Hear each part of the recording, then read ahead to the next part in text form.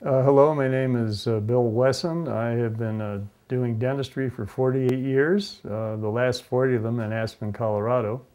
I don't claim to be any particular expert. What gives me courage to say what I'm going to say is to remember that Paul Revere was also a dentist. And so a lot of people don't know that. Besides a coppersmith and a silversmith and some various things, he made a set of dentures for George Washington among his other skills. But anyway, I'm here in like mind to issue a warning, and it's no longer the British are coming, it is the future of our country and the future of the world really is resting on our shoulders, and this is the year to do something.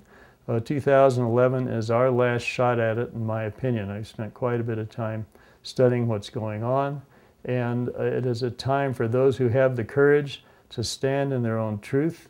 We don't have any time left. We have to evaluate what our life really means to us, and to those who are brave enough to step forth now and begin to take action, to begin to network with friends, to get knowledgeable first, to begin to network, and then to know what the right action is going to be. But it's a real challenge to every man and woman to stand up for freedom. The one common thread, even deeper than the family, that all human beings have is the quest for freedom. And our freedom is on the line. And as Ben Franklin said, those who would seek security at the expense of freedom deserve neither. The chips are down. This is the year to learn what we need to learn and to take proper action. So I wish you all well. I wish us all well, that we have enough courage within us to stand in our own truth. I've been a pro se litigant in the justice system. I think the justice system is quite corrupt. It takes a lot of courage to stand up against judges. I've been before 2 federal district court judges. It's intimidating, and it's also been a good learning experience for me to learn what we're up against. And so it's very wise that we know our adversary, which has a lot of power, has a lot of money, and I think in our deepest meditations we need to conjure up those parts of our faith that give us courage to move ahead. And each one of us has his own wherewithal within, and I can't say I could speak for anyone else, but each of us has to muster up our own courage and meet like-minded people, and they are there. And this is the year to do it. We don't have any more time left. Thanks for listening. Through our ignorance, through our laziness, through our preoccupation with living the good life, through our just coping with day-to-day affairs of life, we have allowed our country to become hijacked. And we have to take it back. How we do that, I'm not sure. I've mentioned to friends that we may need divine intervention, we may need a military coup, but in the meantime, what to do? I say, learn quick, network with like-minded friends, do not waste a minute on things that don't matter. It's so critical now in the next few months. And keep the faith that Providence will see us through, but realize how serious this problem is that's on us. The Founding Fathers' principles have been sullied and trampled on, and power plays have been made, and we've really allowed the wrong people to get into power. And how we can get it back, we're going to need some divine help, in my opinion. But we have to do what we can do, putting one foot in front of the other. And don't waste a minute. To anyone in foreclosure, do not let anybody get you out of your house. Stay in your house, whatever you have to do. Stand your ground. Do not be intimidated.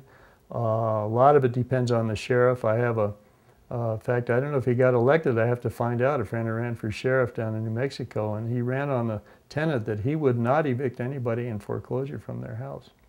And so we need to prevail on the most powerful person politically in our lives, which is our local sheriff. has more power than any state or federal official. The state and the feds may have bigger guns, but our elected sheriff is the most important person in our life. And we need to prevail on him or her, wherever you might live, to understand what we're up against and not evict us from our homes. And I think getting the sheriffs educated is a first order of business. A lot of people don't realize how powerful the local sheriff is. Time is going to tell. We may be a nation of cowards. I don't see too many people standing up, and yet I have often felt down deep in this country at the grassroots, there are many brave people. So now is your time to come forth, network with your friends, and let's see what we're made of, because we are facing probably as big or bigger a problem than during the American Revolution right now. And most people, I think, don't realize it's on us. And by the time it's realized, it's going to be too late. It's that critical now, tomorrow, to begin to learn first, gain as much information as you can, get friends you can network with, provide for your own survival, and hopefully things will not be as bad as some of the scenarios that are painted, but I'd be prepared for the worst and hope for the best. The events of the last few days in Egypt show what the power of the people can do. And it's very encouraging. We'll see how it all plays out over time. But there were a lot of very brave people who were not afraid to stand up and face the military, the threats of the government. These are things that are within a culture and within a people. And I just pray that we as a people have enough courage within us. Cœur in French means heart. I hope we have enough heart, courage, to really stand in our truth, to stand up for freedom, literally, and not run when the chips are down, no matter how afraid we might be. And it could get very scary. So it's a time for friends to know who their friends are, and know each other, and to know ourselves, and to know what does our life really mean. When we look at ourselves and look our life over at the end of our lives, are we going to be happy with what we did? Will we have the courage to be true to those things that we really believe in, and to what so many Americans have died for in the past? We owe that to them as well. Worse than being a slave is being a slave and thinking that you're free.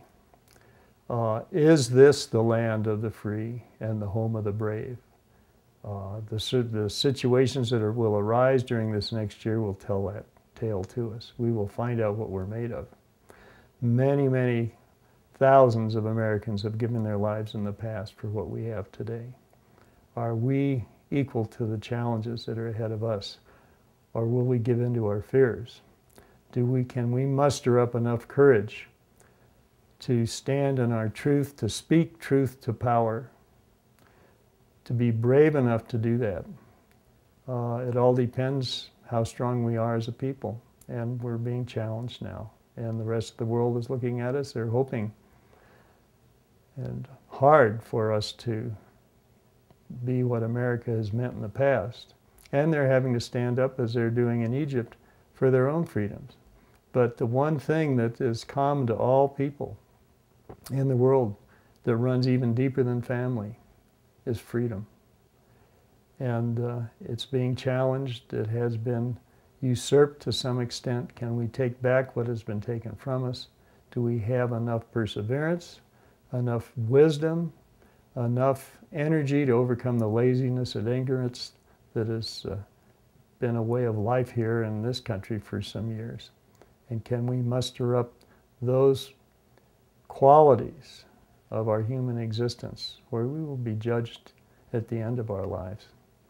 We'll probably be our own judge and jury, but are we going to be able to look at ourselves and know that we did the right thing deep down? And every one of us deep inside knows what's right. Do we have the courage to stand up for that? There are those who want our property, and we have to resist, whatever it takes.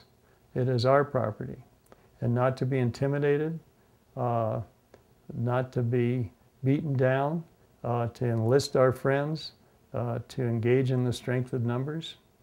And if we're the only ones that we know at the moment, that's okay, just to begin to find out what we can, and what will happen is networking does occur, and we will all meet people who are in the same boat. There are many, many people in this boat. We are not alone. And we do not have to fight this thing alone, and we do have to fight and resist. There are a lot of good websites out there. I think to start, Reality Zone, which is G. Edward Griffin's website, is a good start. It links to a lot of others. realityzone.com. There's freeandclear90.com, spelled out, free and clear and then the number 90.com. And if you have trouble finding that, Google George Tran, T-R-A-N. And he has a lot of information for those who are not having the money to fight this in the court system, in the judicial system. There are other avenues to fight foreclosure, and he has been successful.